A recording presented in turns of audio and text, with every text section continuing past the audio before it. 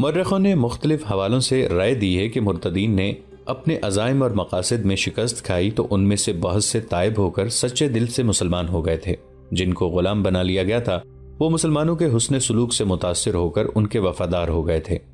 حضرت عمر رضی اللہ عنہ بن الخطاب نے جب دیکھا کہ لوگ مثنہ بن حارثہ کے ساتھ محاذم پر جانے کے لیے تیار نہیں ہو رہے تو انہوں نے اس توقع پر مرتدین کے غلام آزاد کرنے کا حکم دیا تھا کہ وہ خوش ہو جائیں گے، اور ان میں سے جنہوں نے اسلام قبول کر لیا ہے وہ دعوت جہاد قبول کر کے عراق اور شام کے محاذم پر چلے جائیں گے۔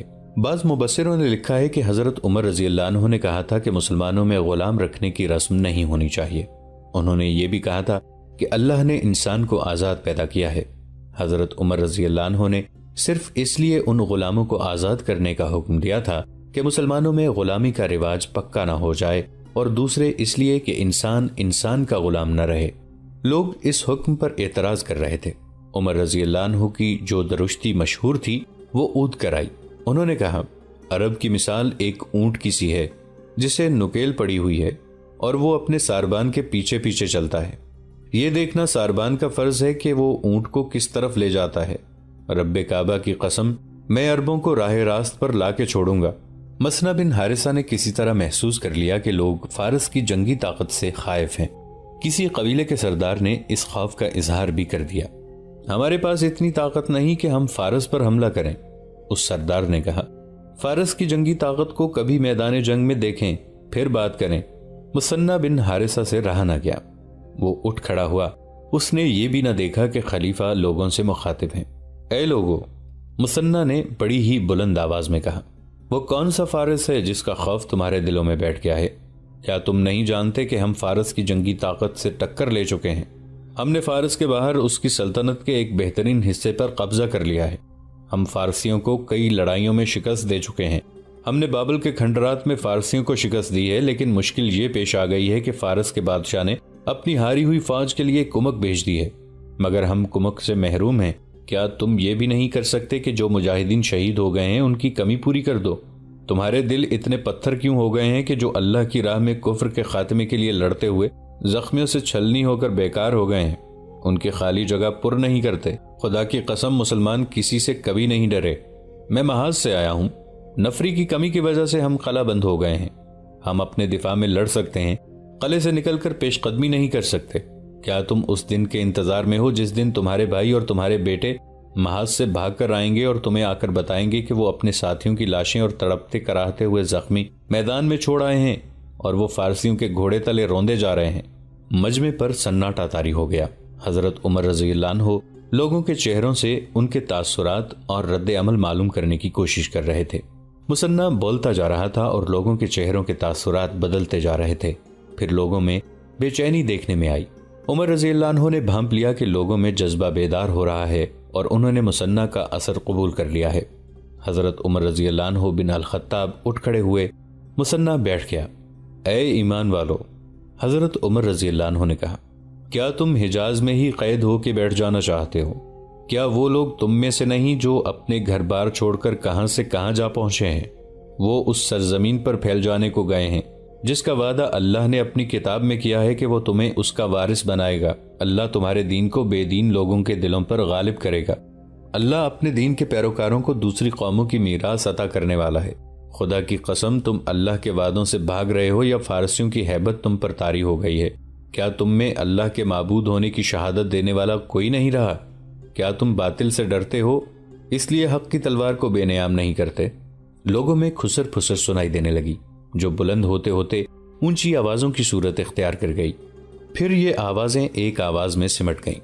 خدا کی قسم، ہم نے رسول اللہ صلی اللہ علیہ وآلہ وسلم کے دکھائے ہوئے راستے پر چل کر اللہ کے دین کو سربلند کیا اور اسے عرب کی سرحدوں سے باہر لے جا کر پھیلایا۔ وہ کون سی قوم تھی کہ جس نے ہمیں للکارا اور ہم نے اسے نیچا نہیں دکھایا؟ رسول اللہ صلی اللہ علیہ وآلہ وسلم ہم سے جدا ہو گئے تو ہم نے خلیفہ ابو بکر رضی اللہ عنہ کی قیادت قبول کی اور ہر حال میں ان کے ساتھ رہے۔ اللہ نے ہماری مدد کی۔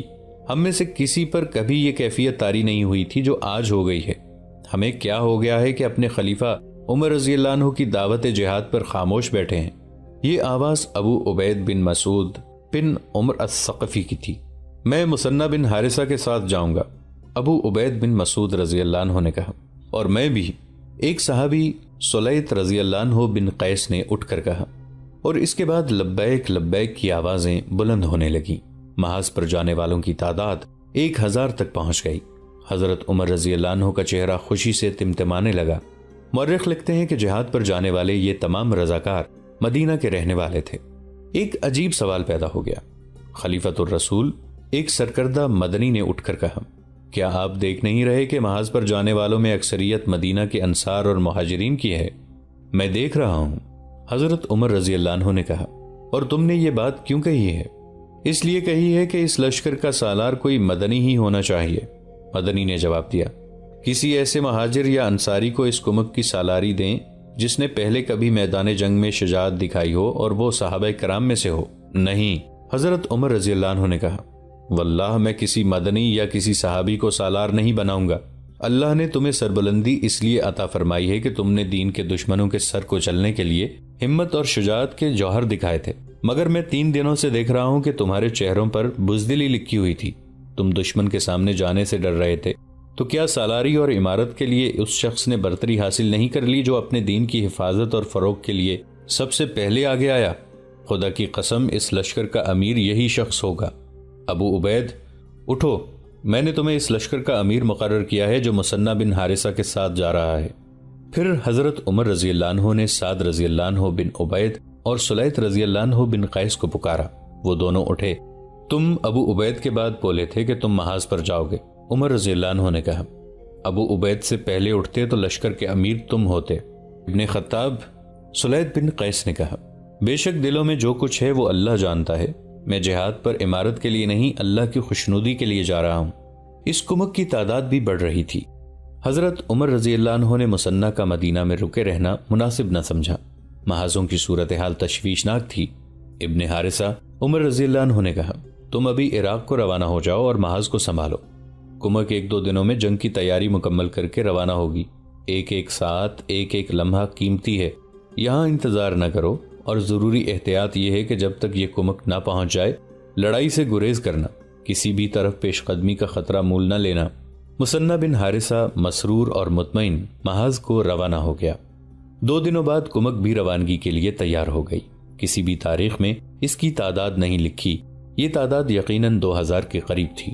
ابو عبید، حضرت عمر رضی اللہ عنہ نے بوقت رخصت ابو عبید کو آخری ہدایت دی، تمہیں محاذ پر رسول اللہ صلی اللہ علیہ وآلہ وسلم کے کئی صحابہ ملیں گے، وہ جو کہیں گے اس پر عمل کرنا۔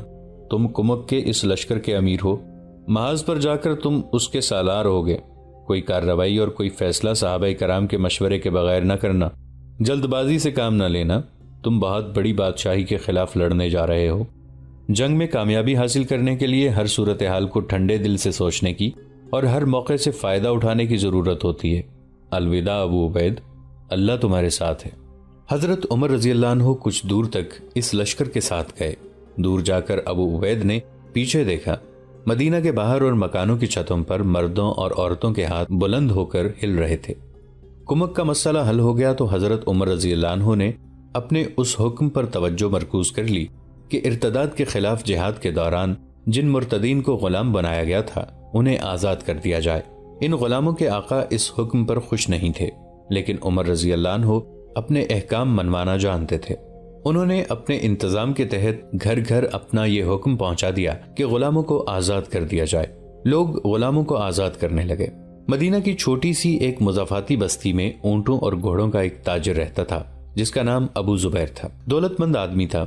وہ تھا تو گھوڑوں کا سوداگر جو ادھر ادھر سے گھوڑے لا کر بیچتا تھا، لیکن وہ گھوڑوں کے دوسرے سوداگروں سے اس لحاظ سے مختلف تھا کہ وہ گھوڑوں کو جنگی تربیت بھی دیتا تھا۔ اس کے سدائے ہوئے گھوڑے میدان جنگ کے لیے کارآمد اور قابل اعتماد ثابت ہوتے تھے۔ ابو زبیر جو اپنے قبیلے کا ایک سرکردہ فرد تھا، میدان جنگ کا شاہ سوار تھا اور تیغ زنی میں خصوصی مہارت رکھتا تھا۔ رسول اللہ صلی اللہ علیہ وآلہ وسلم کے وصال کے بعد ارتداد کا فتنہ ابھرا تو خلیفہ اول ابو بکر رضی اللہ عنہ نے مرتدین کے خلاف جہاد کا اعلان کیا۔ ابو زبیر بھی اس جہاد میں شریک ہوا۔ اس وقت اس کی عمر 60 سال ہو چکی تھی۔ مجاہدین کے لشکر میں اسے کوئی عہدہ حاصل نہیں تھا۔ اس کی حیثیت سپاہی جیسی تھی۔ اس نے 2 مارکے لڑے تھے۔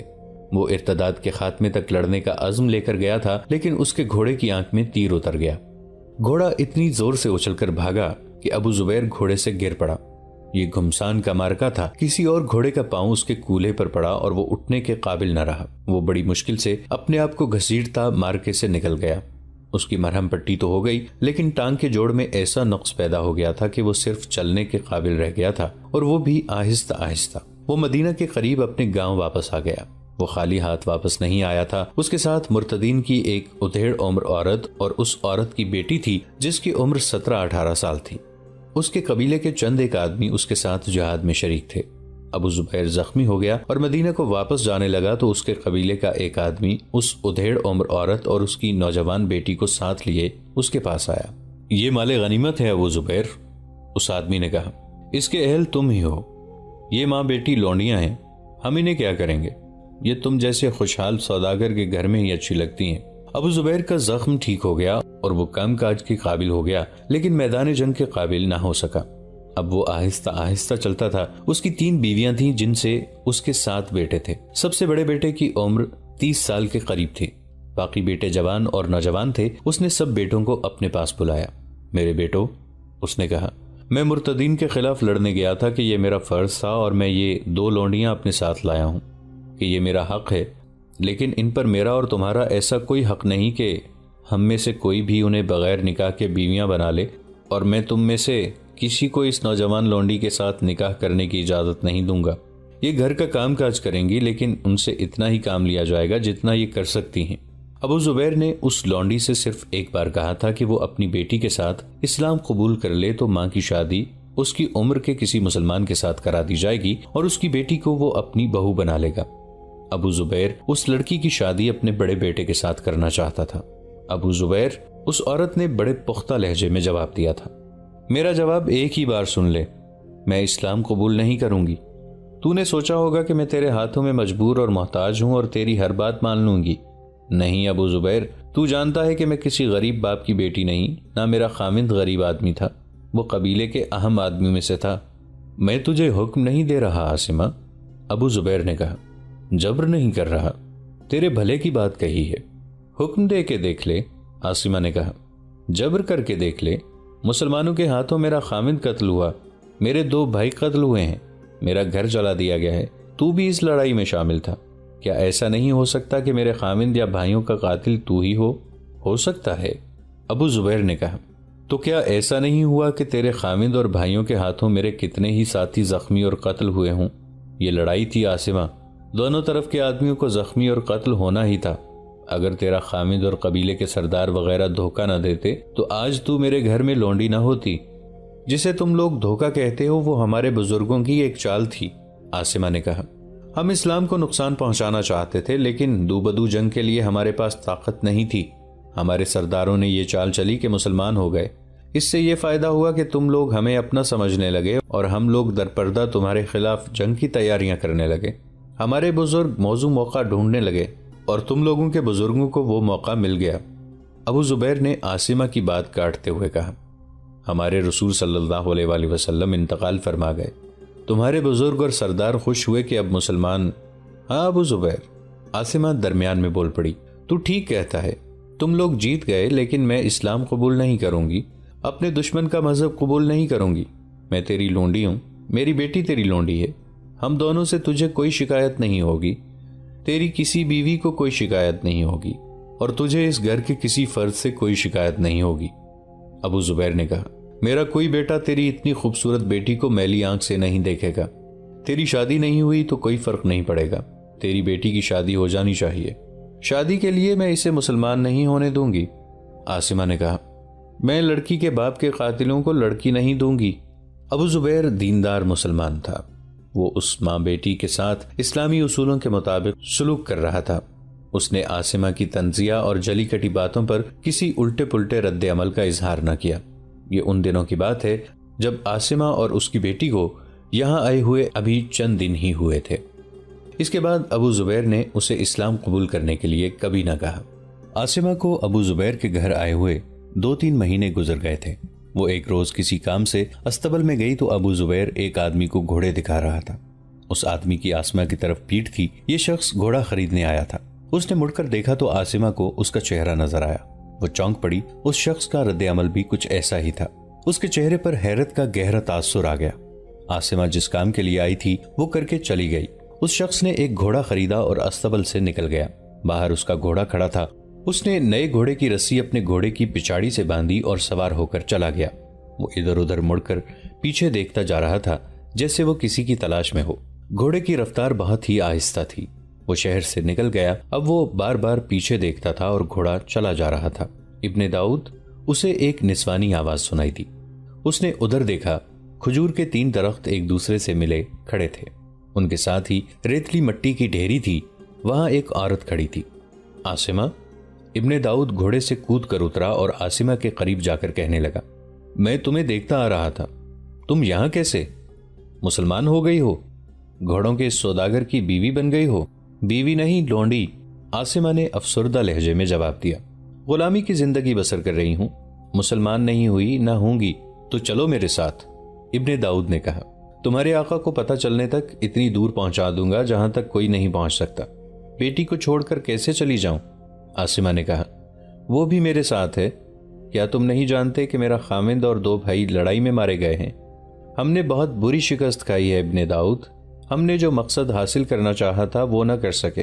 میں نے سنا تھا کہ بنی اسرائیل کے دانشور جو منصوبہ بناتے ہیں وہ ناکام نہیں ہوا کرتا، لیکن تمہاری قوم کا یہ منصوبہ ایسا ناکام ہوا ہے کہ ہم لوگ ساری عمر اٹھنے کے قابل نہیں رہے۔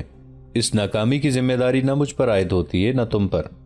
ابن داؤد نے کہا، منصوبہ ہر لحاظ سے کارآمد اور مکمل تھا، لیکن لڑنے والوں نے ہمت ہار کر اتنا اچھا منصوبہ خاک میں ملا دیا۔ جانی نقصان تو ہونا ہی تھا۔ سب سے بڑا نقصان یہ ہوا ہے کہ اسلام کی جڑیں پہلے سے زیادہ مضبوط ہو گئی ہیں۔ لیکن میں ابھی ہاری نہیں، آسما نے کہا۔ میں نے اپنے بھائیوں اور اپنے خاوند کے خون کا انتقام لینا ہے۔ کبھی تو جی میں آتی ہے کہ اپنے اس آقا ابو زبیر کو قتل کر دوں۔ یہ بھی ہمارے خلاف لڑا تھا، لیکن تمہاری بات یاد آتی ہے کہ کسی ایک آدمی کے قتل کرنے سے ہمارا اتنا بڑا منصوبہ کامیاب نہیں ہو سکتا، بلکہ اسے نقصان پہنچ سکتا ہے۔ میری دوسری باتیں بھی یاد رکھنا جو تمہیں بتاتا رہا ہوں، ابن داؤد نے کہا۔ کتنا اچھا ہوا ہے کہ تم یہاں مل گئی ہو۔ ہم نے تم سے بہت کام لینا ہے۔ تمہاری بیٹی جوان ہو گئی ہے، اس سے بھی کام لینا ہے۔ میں اس کی تربیت اپنے نظریات اور اپنے منصوبے کے مطابق کر رہی ہوں۔ اس کے دل میں اسلام کی نفرت پیدا کر دی ہے۔ تم نے اصل ہدایت دی ہی نہیں ہوگی، ابن داؤد نے کہا۔ میں جان گئی ہوں تم کس ہدایت کی بات کر رہے ہو، آسما نے کہا۔ میں نے اسے اچھی طرح سمجھا دیا ہے کہ قبیلوں کے سرکردہ افراد کے بیٹوں کو محبت کے جال میں پھانس کر انہیں آپس میں لڑانا ہے۔ وفاداری کا حلفیہ وعدہ ہر کسی کے ساتھ کرنا ہے، لیکن کسی ایک کے ساتھ بھی وفاداری نہیں کرنی۔ آسما وہاں زیادہ دیر ٹھہر نہیں سکتی تھی۔ ابن داؤد نے اس سے پھر ملنے کا وعدہ کیا اور چلا گیا۔ تاریخ جو حقائق اپنے دامن میں لیے ہم تک پہنچی ہے، وہ اس راز کو بے نقاب کرتے ہیں کہ فتنہ ارتداد کے بھی پس پردہ یہودی تھے، اور مرتدین میں سے جنہوں نے نبوت کے دعوے کیے تھے وہ یہودیوں کے پروردہ تھے۔ آسما کے ساتھ ابن داؤد کی یہ ملاقات اس وقت سے 1 سال پہلے ہوئی تھی جب حبیب بن کعب بنت یامین کے ساتھ شادی کر کے اسے مدینہ لایا تھا، اور کچھ دنوں بعد ابن داؤد ان کے پاس پہنچ گیا تھا۔ اس 1 سال کے عرصے میں ابن داؤد اور آسما کی متعدد ملاقاتیں ہوئی تھیں۔ آسما بنت یامین سے بھی ملی، لیکن یہ کوئی لمبی ملاقات نہیں تھی۔ اس 1 سال میں آسما نے ابو زبیر پر اپنا ایسا تاثر پیدا کر لیا تھا کہ ابو زبیر کی نگاہوں میں آسما کی حیثیت لونڈی جیسی رہی ہی نہیں تھی۔ ابو زبیر کی بیویاں بھی آسما کو لونڈی نہیں سمجھتی تھیں۔ آسما نے اپنی شارعیہ بنت عقیل کو اپنے حسن و جمال کے استعمال کے طریقے عملاً ازبر کرا دیے تھے، اور اسے یہ اصول ذہن نشین کرایا تھا کہ اپنے جسم کو مرد کے ہاتھ میں کھلونا نہ بننے دینا، اور جسے دام محبت میں لو اس کے لیے بڑا ہی دلکش اور صحرا کی ریت جیسا ٹھنڈا سراب بنے رہنا، اور جب وہ تھک کر اور مایوس ہو کر رکنے لگے تو اسے بازوؤں سے تھام لینا، اور اپنے ان ریشم جیسے نرم ملائم بالوں اور پھول کی پتیوں جیسے گالوں کے لمس سے اس کے وجود میں نئی روح پھونک کر اسے تر و تازہ کر دینا۔ شارعیہ کے بال بھی ریشم جیسے نرم و ملائم تھے، اور گال بھی پھول کی پتیوں جیسے تھے۔ وہ عرب کے حسن کا شاہکار تھی، اور اس نے اپنے حسن و جمال کے دام میں جسے پھانسا تھا وہ اس کے آقا کا ایک نوجوان بیٹا سلمان تھا۔ دوستو، آج کے لیے اتنا ہی۔ اسی کہانی کی اگلی قسط کے ساتھ بہت جلد حاضر ہوں گے۔ نیچے کامنٹ سیکشن میں اپنی رائے کا اظہار ضرور کیجیے گا۔ ہمارے اس چینل کو سبسکرائب کر کے نیچے موجود بیل آئیکن کو بھی ضرور کلک کیجیے گا۔ اگلی ملاقات تک کے لیے ہمارا اور آپ کا اللہ نگہبان۔